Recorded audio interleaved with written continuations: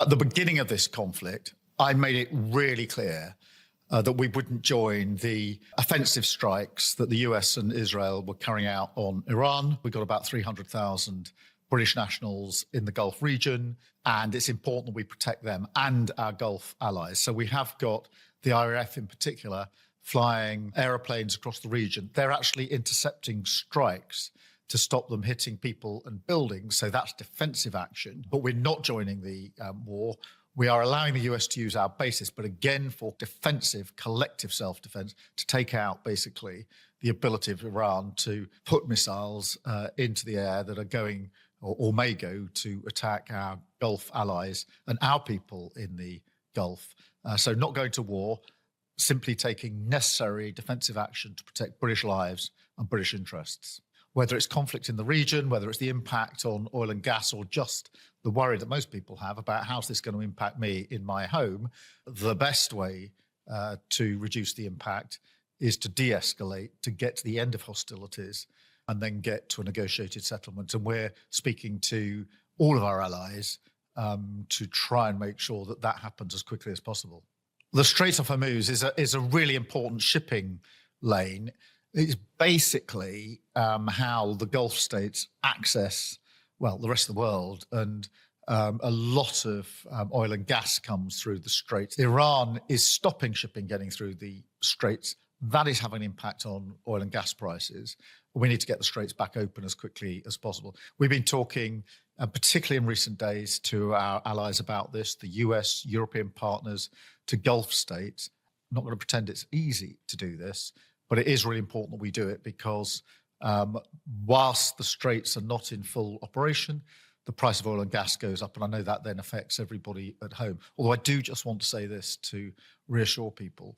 In the United Kingdom, for households, we cut energy bills about £117 averagely for households. And we are going to cap that. We are capping that to the end of June. So I know people are worried. But just on household energy bills, be assured that in 3 weeks' time, they're actually going to be cut and then capped for 3 months. In the meantime, we will do everything we can to de-escalate the situation in the Gulf, because that is the best way to deal with the impact on the cost of living. We've got a number of military bases in the Middle East.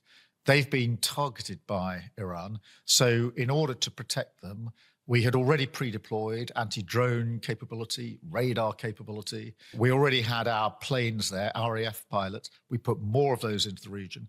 And from about an hour or two after the conflict started, they've been working 24/7 in the skies, taking out the incoming strikes from Iran, which is protecting our bases and our people in those bases.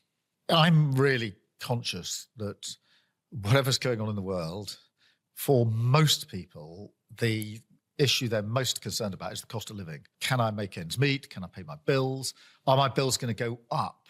And there's a real sense of worry about that. Now, I get that because when I was growing up, we didn't have enough money to pay our bills. And therefore, we literally had to sit around our kitchen table discussing how we would cope. So I know that anxiety feels like. It's sort of knot in the stomach when you know you can't pay the bills. That's why this government has said that dealing with the cost of living is the number one priority. We have decided at the last budget to take money off energy bills. On average, for households, about £117. It'll vary a bit, but that's the average.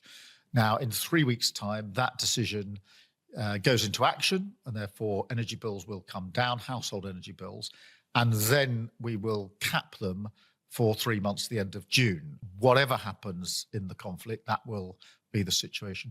I know that some people, particularly in rural communities and in Northern Ireland, use oil for their heating.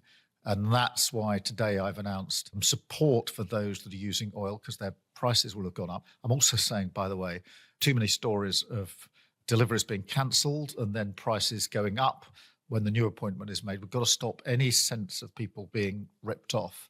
But we are putting that support in. And we'll look at what else we can do. Fuel duty for those that are driving is frozen through till September. In an uncertain world, those are certainties. Those are some of the things we're doing in relation to the cost of living. If you like this video, then like, share and subscribe to Mirror Now.